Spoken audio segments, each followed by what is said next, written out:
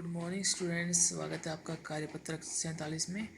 और विज्ञान के इस कार्यपत्रक में आज हम अपने चैप्टर तत्वों का आवर्ती वर्गीकरण को आगे बढ़ाते हैं और पढ़ते हैं तत्वों का आवर्त सारणी। देखिए, आधुनिक आवर्त सारणी हमने पिछले वर्कशीट में पढ़ा था। आधुनिक आवर्त सारणी में तत्वों की स्थिति के बारे में आज पढ़ते हैं। तो हेनरी मोजले ने क्या किया था कि आधुनिक आवर्त सारणी में 18 ऊर्ध्व स्तंभ है जिन्हें समूह कहा जाता है। तो मैंने बताया था कि ऊपर से नीचे जो स्तंभ आते हैं, पिछली वर्कशीट में मैंने आवर्त सारणी को, आधुनिक आवर्त सारणी को अच्छी तरह से आपको समझाया था। जिन्होंने वो वीडियो नहीं देखा है उसको जरूर देखें।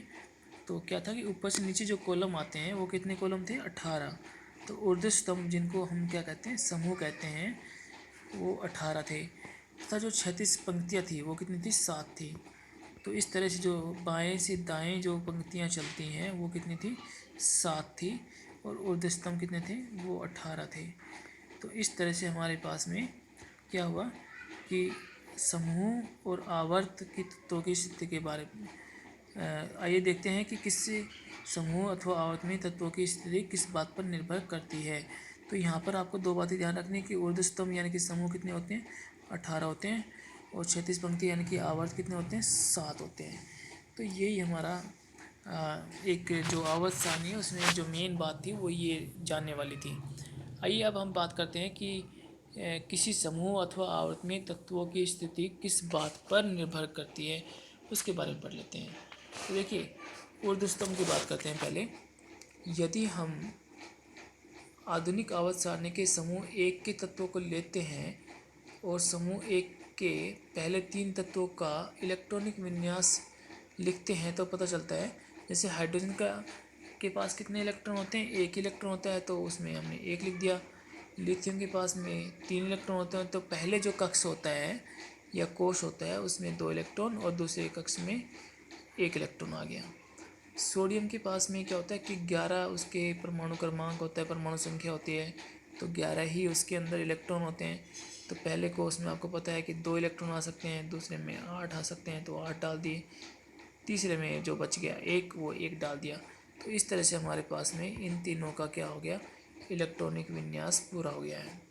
अब आपसे कुछ प्रश्न पूछे जा रहे हैं, उन प्रश्नों का हमें उत्तर देना है। देखो बच्चों, पहला प्रश्न क्या पूछा गया है? इन तत्वों के इलेक्ट्रॉनिक विन्यास में क्या समानता है? तो आप देख रहे हो तीनों के लास्ट में 1 आ रहा है। इसका मतलब क्या हुआ कि ये सबके जो संयोजकता है वो समान ही है। तो आंसर में लिखा हुआ भी है कि आप देखेंगे कि इन सभी तत्वों के संयोजकता इलेक्ट्रॉनों की संख्या समान है। कितनी है? 1 ही है। तो सबकी संयोजकता समान है। इन तीनों तत्वों में कितने संयोजकता इलेक्ट्रॉन है? तो भाई 1 ही तो है। इन सभी तत्वों की संयोजकता इलेक्ट्रॉन संख्या कितनी है? 1 ही है। आगे पूछा गया है कि एक ही समूह के सभी तत्वों के संयोजकता इलेक्ट्रॉनों की संख्या समान है। संयोजकता इलेक्ट्रॉनों की संख्या किसके बराबर होगी? समूह की संख्या। तो देखो, जितने उसके किसी तत्व के आखिर में जितने इलेक्ट्रॉन आते हैं, यानी कि संयोजकता इलेक्ट्रॉनों की संख्या जितनी होती है उसके समूह की संख्या भी उतनी होती है। इनके आखिर में कितने इलेक्ट्रॉन आ रहे हैं? सबके 1 आ रहा है। तो कौन से समूह में आएगा ये आएगा पहले समूह में, समूह नंबर 1 में। तो बच्चों ये ध्यान रखना है आपको कि जिस तत्व के अंतिम कक्ष में जितने इलेक्ट्रॉन आते हैं, यहाँ पर 1 आ रहा है, तो वो कौन से समूह में आ रहा है? पहले में ही आएगा। ठीक है। किसी के में अगर आखिर में 2 आ रहे हैं तो वो दूसरे समूह में आएगा, 3 आ रहे हैं तो तीसरे समूह में, या फिर 13वें समूह में आएगा। इस तरह से चलता है। हमें अंतिम कोश के इलेक्ट्रॉन देखने हैं, जितने इलेक्ट्रॉन वो उसी कक्ष में या उसी समूह में आता है। इसके बाद में अब हम बात कर लेते हैं 36 पंक्तियों की। तो बच्चों यहाँ पे देखने वाली जो बात है वो ये है कि lithium, beryllium, boron, carbon, nitrogen, oxygen, fluorine तथा नियोन दूसरे आवर्त के तत्व हैं। दूसरे आवर्त के तत्व हैं, इसका मतलब क्या है? इन सब के पास जो कोषों की संख्या है वो कितनी है? 2 ही होती है। तो आप अगर देखोगे तो लिथियम के पास कितने इलेक्ट्रॉन है? 3 इलेक्ट्रॉन है। तो पहले कोष में 2 इलेक्ट्रॉन, दूसरे कोष में 1 इलेक्ट्रॉन। तो कुल कोष कितने हो गए? कुल कोष 2 हो गए हैं। तो 2 कोष, तो उसका आवर्त भी क्या हो जाएगा, 2 हो जाएगा। तो बच्चों 2 बातें ध्यान रखनी है आपको। देखो मैं यहाँ पर साफ साफ समझा देता हूँ आपको कि समूह क्या होते हैं। समूह का हमें कैसे पता लगेगा, समूह का हमें पता लगेगा कि किसी भी इलेक्ट्रॉन के अंतिम कक्ष में जितने भी इलेक्ट्रॉन होते हैं, अगर किसी में 1 इलेक्ट्रॉन है तो उसका समूह भी क्या हो जाएगा, 1 हो जाएगा। 2 इलेक्ट्रॉन है तो समूह भी क्या हो जाएगा, दूसरा हो जाएगा। 3 इलेक्ट्रॉन है तो समूह क्या हो जाएगा, 3 हो जाएगा, या फिर 13 हो जाएगा। 3 और 13 का जो मतलब है वो मैं आपको बाद में बताऊँगा। 4 है या फिर 14 हो जाता है। तो ये होता है कि जो धातुएं या शुरू की जो धातुएं होती हैं 20 तक, वहाँ पर तो हम 13, 14, 15, 16, 17, 18 तक लेते हैं। उसके बाद में हम 3, 4, 5, 6 पे भी जाते हैं। तो आधुनिक आवर्त सारणी जो पिछले वीडियो में मैंने आपको दिखाई थी, उसको आप एक बार ध्यान से देखेंगे तो आपको समूह के बारे में 3 में आएगा कि 13 में आएगा, 4 में आएगा या 14 में आएगा, वो समझ में आ जाएगा। उसको ज़रूर देखना है एक बार। उसके बाद में अगर हम बात करते हैं कि अगर किसी तत्व की आवर्त का कैसे पता लगे, तो बच्चों जितने उसके अंदर कोष होते हैं, देखो यहाँ पर लिथियम में कितने कोष हैं, 2 कोष हैं। तो आवर्त भी कितना हो जाएगा, वो कौन से आवर्त में आएगा, वो दूसरे आवर्त में आएगा। तो यहाँ पर सबके पास 2 ही कोष हैं। देखो बोरोन में देखो, कार्बन में देखिए, नाइट्रोजन में देखिए, ऑक्सीजन में, फ्लोरीन में, नियोन में, सबके पास 2 ही तो कोष हैं। तो सबका आवर्त क्या है, सबका आवर्त समान ही है। किसके बराबर है, 2 के बराबर है। तो दूसरे आवर्त में सारे तत्व आएंगे। तो आइए अब इनके बारे में थोड़ा सा देख लेते हैं कि इन सबके दूसरे आवर्त के, ये सारे दूसरे आवर्त के तत्व होते हैं। इनके इलेक्ट्रॉनिक विन्यास को देखिए। तो हमने यहाँ पर इनके इलेक्ट्रॉनिक विन्यास को देखा और ये पता किया कि इन सबके इलेक्ट्रॉन्स एक एक नंबर से बढ़ रहे हैं। सबसे पहले अगर हम बात करते हैं लिथियम की, तो 2 1 है, बेरिलियम में 2 2 2 है, बोरोन में 2 3 है, कार्बन में 2 4 है। इस तरह से एक एक इलेक्ट्रॉन बढ़ता जा रहा है, लेकिन इनका जो कोषों की संख्या है वो 2 ही है। इसलिए सारे के सारे तत्व दूसरे ही आवर्त में आएंगे। क्या इन सभी तत्वों के भी संयोजकता इलेक्ट्रॉन की संख्या समान है? नहीं, संयोजकता इलेक्ट्रॉन की संख्या समान नहीं है। संयोजकता इलेक्ट्रॉन वो उन इलेक्ट्रॉन्स को कहते हैं बच्चों, जो अंतिम कक्ष में इलेक्ट्रॉन होते हैं, उनको हम संयोजकता इलेक्ट्रॉन कहते हैं। तो आप देखेंगे कि लिथियम के जो संयोजकता इलेक्ट्रॉन है वो कितना है, 1 है। बेरिलियम का 2 है, बोरोन का 3 है, कार्बन का 4 है, नाइट्रोजन का 5 है, ऑक्सीजन का 6 है, फ्लोरीन के संयोजक इलेक्ट्रॉन 7 है और नियोन का संयोजक इलेक्ट्रॉन 8 है। तो संयोजक इलेक्ट्रॉन किसी का भी समान नहीं है, सबका अलग अलग है। क्या इनके कोषों की संख्या समान है? हाँ, कोषों की संख्या समान है। सबके पास कितने कोष हैं, 2 कोष हैं। यहाँ भी 2 हैं, यहाँ भी 2 हैं, यहाँ भी 2 हैं, सबके पास में 2 ही कोष हैं। तो कोषों की संख्या समान है, इसका मतलब आवर्त समान है। लेकिन इलेक्ट्रॉनों की संख्या सबके पास में, संयुक्त इलेक्ट्रॉनों की संख्या समान नहीं है। इसका मतलब समूह सबके अलग अलग हैं। आगे पढ़ते हैं। इन तत्वों के संयोजकता इलेक्ट्रॉनों की संख्या तो भिन्न भिन्न है, लेकिन इनके कोषों की संख्या समान है। तो इन दोनों क्वेश्चन का जो आंसर है वो यहाँ पर भी दिया हुआ है आपको। इसके बाद में हम आगे देखते हैं। आवर्त में बाईं से दाईं ओर जाने पर, यानी कि लेफ्ट से राइट में जाने पर परमाणु संख्या में इकाई की वृद्धि होती है। तो संयोजकता इलेक्ट्रॉनों की संख्या में भी इकाई वृद्धि होती है। तो वो चीज़ आप देख रहे हो बच्चों यहाँ पे कि जब हम लेफ़्ट से राइट यानी कि लिथियम से बेरिलियम की तरफ जाते हैं तो 1 इलेक्ट्रॉन बढ़ गया, संयोजकता इलेक्ट्रॉन बढ़ गया, लेकिन परमाणु संख्या में भी तो बढ़ोतरी हुई है ना साथ साथ। तो परमाणु संख्या भी बढ़ रही है इकाई के साथ, यानी कि 1 परमाणु संख्या बढ़ रही है तो 1 संयोजकता भी बढ़ रही है उसकी। तो परमाणु संख्या जो अंतिम कक्ष में 1 था यहाँ पर, तो यहाँ क्या हो गया, 2 हो गया, आगे 3 हो गया, फिर 4 हो गया, फिर 5 हो गया, फिर 6 हो गया, फिर 7 हो गया, फिर 8 हो गया। तो इसका मतलब क्या है कि एक एक इलेक्ट्रॉन अगर बढ़ता जाता है तो इलेक्ट्रॉन जो संयोजकता होती है वह भी बढ़ती जाती है। इसके बाद में हम बात करते हैं कोषों की संख्या किसके बराबर होती है? आवर्त की संख्या के बराबर, क्योंकि जितने किसी के पास में कोष होंगे, यहाँ पर देखो कोष यहाँ देख सकते हो, पहले वाला जो लिथियम है इसमें 2 कोष हैं, सोडियम में 3 कोष हैं, पोटेशियम में 4 कोष हैं, आपको नज़र आ रहे होंगे 1 2 3 4। तो 4 कोष यानी कि 4 ही आवर्त में वो आएगा। जिसमें 3 कोष होता है वो तीसरे आवर्त में आता है, जिसमें 2 कोष होते हैं वो दूसरे आवर्त में आता है। तो इस तरह से जितने कोषों की संख्या होती है उतने ही आवर्तों की संख्या होती है। तो ये बात यहाँ से ध्यान रखनी है आपको। इसके बाद में हम बात करते हैं अध्यासित कोषों की समान संख्या वाले विभिन्न तत्वों के परमाणु एक ही आवर्त में स्थित हैं। Sodium, magnesium, aluminium, silicon, phosphorus, sulphur, chlorine तथा आर्गन आवर्त सारणी के तीसरे आवर्त में स्थित होते हैं। बच्चों ये तीसरे आवर्त में आता है। इसका मतलब क्या है? इन सब के पास में कितने कोष हैं? 3 कोष है, 1 2 और 3। जितने कोष होते हैं उतने ही आवर्त में वो आते हैं। इन तत्वों के इलेक्ट्रॉनिक विन्यास लिखकर की पुष्टि कीजिए। किसी कोष में इलेक्ट्रॉनों की अधिकतम संख्या एक सूत्र 2n² पर निर्भर करते हैं। ये आपने कक्षा 9th में पढ़ा होगा, 2n² पर निर्भर करते हैं। तो हमारे पास में 4 कक्ष बताए गए हैं, K, L, M और N।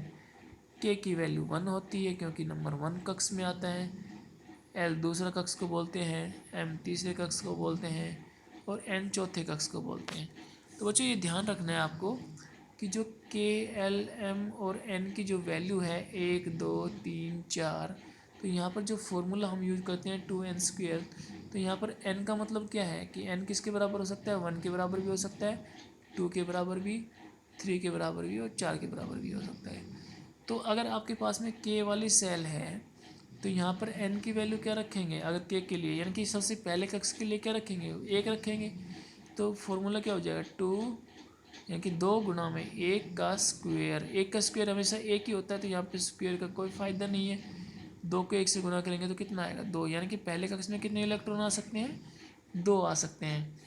अब अगर हम बात करते हैं कि 2n² में अगर हम 2 ले लेते हैं तो 2 गुना में 2 का स्क्वायर, 2 का स्क्वायर क्या हो जाएगा? 4, और यहाँ पे 2 गुना में है। कुल मिला के कितने हो गए हमारे पास? 8। यानी कि दूसरे कक्ष में कितने इलेक्ट्रॉन आ सकते हैं? 8 आ सकते हैं। तो इस तरह से हम आगे पढ़ सकते हैं इसके अंदर कि K कक्ष में 2 और L कक्ष में 8 इलेक्ट्रॉन आ सकते हैं, इसलिए क्योंकि इसमें 2 कक्ष होते हैं तो दूसरे आवर्त में 8 तत्व हैं और प्रथम आवर्त में 2 तत्व होते हैं। तो बच्चों जितने इलेक्ट्रॉन यहाँ पर दिखाए जा रहे हैं उतने ही उसके पास में तत्व होते हैं। यहाँ पर 8 इलेक्ट्रॉन दिखाए जा रहे हैं तो यहाँ पर 8 तत्व हैं। तो इसी तरह से हम ध्यान रख सकते हैं कि जितने इलेक्ट्रॉन उतने ही तत्व वहाँ पर हो सकते हैं। तो देखो थोड़ा सा इसके अंदर तीसरा, चौथा, पांचवा, छठा और सातवें आवर्त में क्रम से तीसरे में 8, चौथे में 18, तीसरे में 8, चौथे में 18, पाँचवें में 18, छठे में 32 और सातवें में भी 32 तत्व होंगे। तो तत्व डिपेंड करते हैं कि उनके पास इलेक्ट्रॉन कितने हैं। तो आइए अब चलते हैं बच्चों अभ्यास की तरफ। अभ्यास बड़ी आसान है, केमिस्ट्री है, आपको समझ में आनी चाहिए। तो आइए देखते हैं इसके बारे में। देखिए हमारे पास जो पहला प्रश्न है उसके अंदर पूछा गया है कि फ्लोरीन और क्लोरीन समूह 17 से संबंधित है। ठीक है भाई, है। इन दोनों के बाहरी कोष में उपस्थित इलेक्ट्रॉनों की संख्या ज्ञात कीजिए। क्योंकि आपको पता है कि फ्लोरीन का जो परमाणु क्रमांक होता है वो 9 होता है। पहले कक्ष में 2 इलेक्ट्रॉन आ सकते हैं, दूसरे में 8 आ सकते हैं, लेकिन 2 पहले आ गए तो 9 में से कितने बचे? 7 आ बचे। क्लोरीन में 17 होते हैं।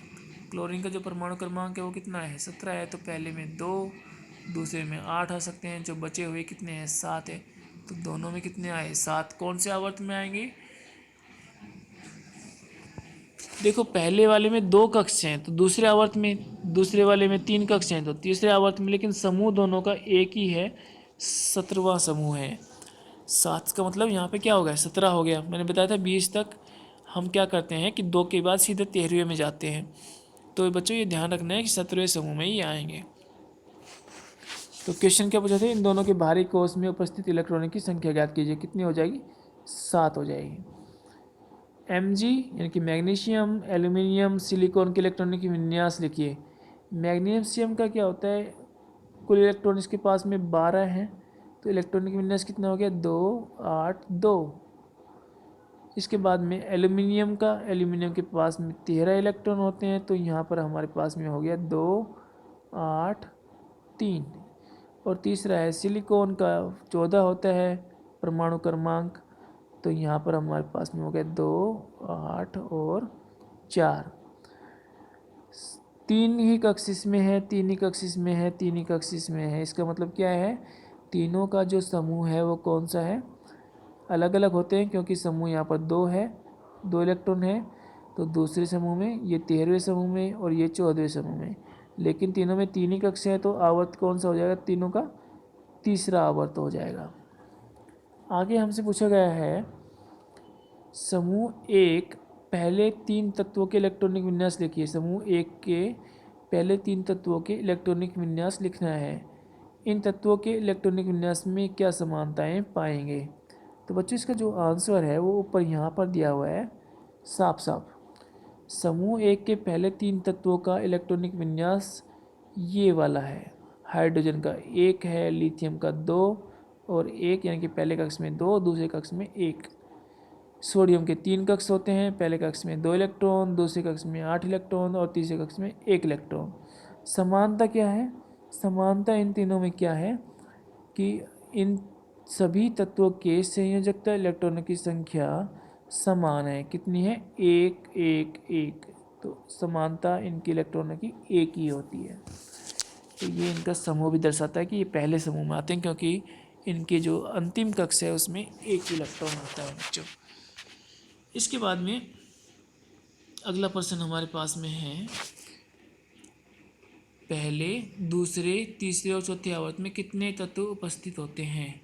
तो बच्चों यहाँ से आपको पता है कि पहले आवर्त में 2 तत्व होते हैं, दूसरे आवर्त में 8 तत्व होते हैं, तीसरे आवर्त में भी 8 होते हैं, चौथे में 18 होते हैं, पाँचवें में 18 होते हैं, छठे में 32 और सातवें में 32।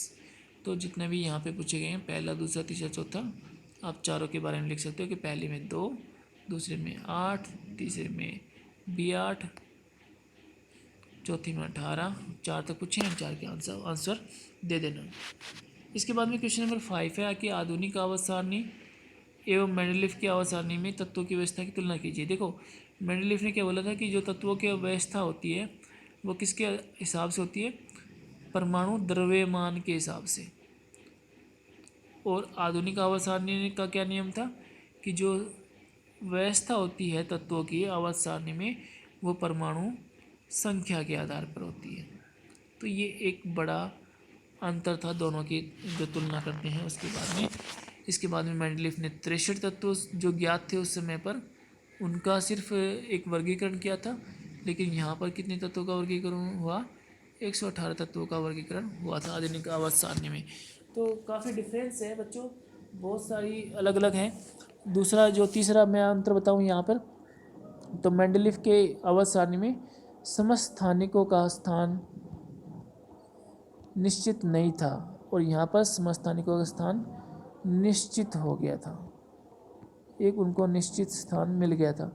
तो ये कुछ तुलना आप यहाँ पर कर सकते हैं। तो बच्चों वर्कशीट बहुत सिंपल है आपकी, 2 गज अथवा 6 फीट की शारीरिक दूरी का पालन करें और अपने आप को कोरोना से बचाएं। वर्कशीट का अभ्यास करें, वीडियो को दोबारा देखें, 2 बार 3 बार में जब आप समझ में आ जाए, या फिर अगर आपके उसके बाद भी क्वेश्चन बनते हैं, डाउट आता है तो आप चैनल पर पूछ सकते हैं। धन्यवाद।